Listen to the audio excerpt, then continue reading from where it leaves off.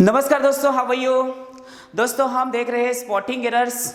इसके पहले हमने बहुत सारे एग्जांपल्स डिस्कस किए हैं। आज हम उसके आगे के एग्जांपल्स डिस्कस करने वाले हैं। दोस्तों जितने भी हमने इसके पहले एग्जांपल्स डिस्कस किए हैं वो पूरे के पूरे आपको देखने पड़ेंगे, तभी आपको समझ में आएगा कि किस टाइप के क्वेश्चंस हमें एग्जाम में पूछे जा सकते हैं। तो चलिए दोस्तों शुरू करते हैं आज का सेशन। बट उसके पहले अगर आपने अभी तक हमारे चैनल को सब्सक्राइब नहीं किया है तो आने वाले सभी वीडियोस देखने के लिए आपको हमारे चैनल को सब्सक्राइब करना पड़ेगा। तो देखिए दोस्तों शुरू करते हैं आज का सेशन। पहले एग्जांपल देखिएगा। She insisted to go to there though her husband caution her against it. तो देखिएगा दोस्तों यहाँ पर इंसिस्टेड बोला गया है, तो इंसिस्टेड के बाद हमेशा जेरंड या पार्टिसिपल का यूज होता है। तो यहाँ पर हमें गो के जगह गोइंग बोलना पड़ेगा, तभी ये मीनिंगफुल सेंटेंस बनेगा।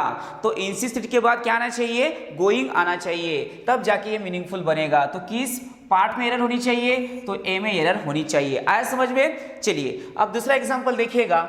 Students should work hard in order build their career. आप देखिएगा दोस्तों यहाँ पर हमें नाउन पर ये क्वेश्चन पूछा गया है। कैरियर की जगह करियर, करियर की जगह कैरियर हमेशा करके देते हैं। तो ये जो है वो कैरियर है, तो या क्या होना चाहिए था? तो करियर होना चाहिए था, यानी CAREER करियर होना चाहिए था, क्योंकि स्टूडेंट का क्या होता है? करियर होता है, नॉट कैरियर। तो ध्यान में रखिएगा दोस्तों, हमें इस टाइप के वर्ड्स हमेशा गूगली करने के लिए पूछे जाते हैं। तो किस ब्लॉक में एरर होनी चाहिए? तो सी में एरर होनी चाहिए। नेक्स्ट क्वेश्चन देखिएगा। He suggested us that we should try to improve our condition by beginning to work hard। अब ये जो क्वेश्चन है, ये क्वेश्चन हमें डायरेक्ट इनडायरेक्ट स्पीच पर पूछा गया है, यानी नरेशन पर पूछा गया है। तो यहाँ पर सजेस्टेड के बाद क्या होना चाहिए था? TO2 होना चाहिए था, तब जाके ये मीनिंगफुल बनेगा। Got it everyone? तो किस ब्लॉक में एरर होनी चाहिए? तो ए में एरर होनी चाहिए। तो इस टाइप के एग्जाम्पल्स हमें एग्जाम में आएंगे, तो आपको ये ध्यान में रखने पड़ेंगे। उसके बाद देखिएगा, there is still little tea left in the cup. आप देखिए इतना छोटा एग्जांपल है तो भी हमें ये कंफ्यूज करके देता है। अब ये क्वेश्चन किस टॉपिक पर पूछा गया है? तो ये पूछा गया है एडजेक्टिव पर। यहाँ पर लिटल बोला गया है, इस लिटल की जगह क्या होना चाहिए था? सम होना चाहिए था, सम टी बोलना चाहिए यहाँ पर, नॉट लिटल टी। तो किस ब्लॉक में एरर होनी चाहिए? तो यहाँ पर बी में एरर होनी चाहिए। आया समझ में? तो देखिएगा दोस्तों, लिटल जो होता है वो अनकाउंटेबल के साथ हम यूज करते हैं, बट यहाँ पर सम ये जो वर्ड है वो प्रॉपर यहाँ पर बैठेगा, इसलिए यहाँ पर सम का यूज होना चाहिए। उसके बाद देखिएगा, I will spend my remaining life in the village. अब यहाँ पर माई रिमेनिंग लाइफ ऐसे बोला गया है, तो इसके जगह the rest of my life ऐसे होना चाहिए था। क्या होना चाहिए था? The rest of my life होना चाहिए था, तब जाके ये मीनिंगफुल बनेगा। तो यहाँ किस पार्ट में एरर होनी चाहिए? तो बी में एरर होनी चाहिए। Got it everyone? तो यहाँ पर क्या होना चाहिए था? The rest of my life. उसके बाद देखिएगा, in those early days the West paid lip service to United Nation. देखिएगा ये जो क्वेश्चन है, ये क्वेश्चन हमें आर्टिकल्स पर पूछा गया है। यूनाइटेड नेशंस के पहले द का यूज होना चाहिए था। द यूनाइटेड नेशंस बोला जाता है, जैसे कि द यूएसएस बोला जाता है, द यूएसएसआर बोला जाता है, द यूके बोला जाता है। उसी टाइप में यहाँ पर यूएन ही यानी यूनाइटेड नेशंस बोला जाएगा, तो इसके पहले हमें द का यूज करना पड़ेगा। तो किस ब्लॉक में एरर होनी चाहिए? सी में एरर होनी चाहिए। उसके बाद देखिएगा, I look forward to meet you at the grand ceremony to the held in Delhi next week। अब ये जो क्वेश्चन है, ये क्वेश्चन हमें किस टॉपिक पर पूछा गया है? तो पार्टिसिपल पर पूछा गया है।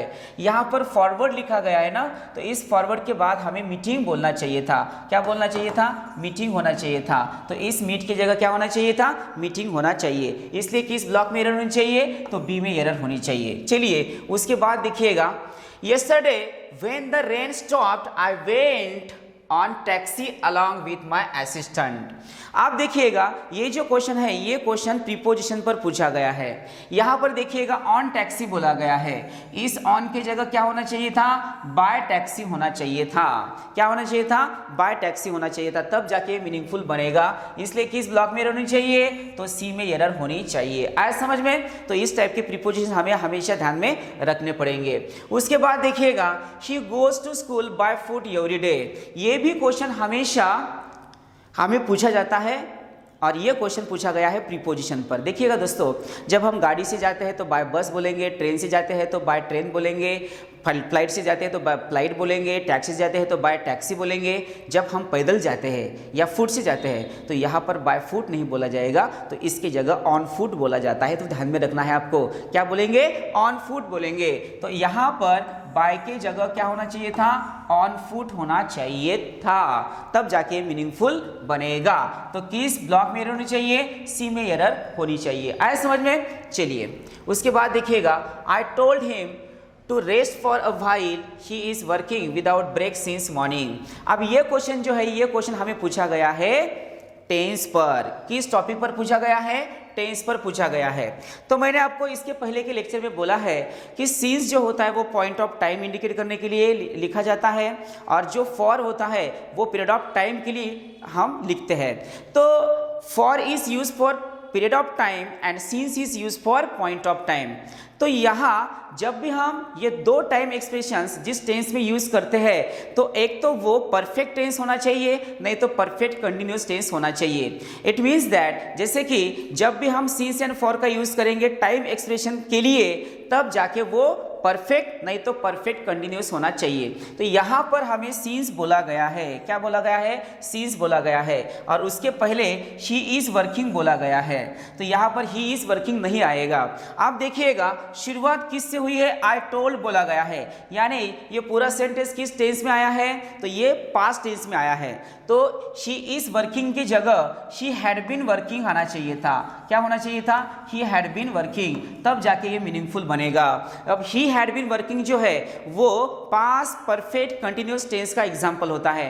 एंड हमने यही क्यों यूज किया है? क्योंकि यहाँ पर सिंस का यूज किया गया है। तो ध्यान में रखिएगा दोस्तों, since is use for point of time and for is use for period of time. ये हमेशा किस टेंस में पूछे जाते हैं और यूज किए जाते हैं, तो हमेशा ये परफेक्ट में नहीं तो परफेक्ट कंटिन्यूअस में यूज होने चाहिए। तो दोस्तों यहाँ पर हम रुकते हैं। अभी तक आपने हमारे चैनल को सब्सक्राइब नहीं किया है, तो आने वाली सभी वीडियोस देखने के लिए आपको हमारे चैनल को सब्सक्राइब करना पड़ेगा। तो फिर मिलते हैं एक नए वीडियो के साथ, तब तक के लिए tata bye bye, see you, take care.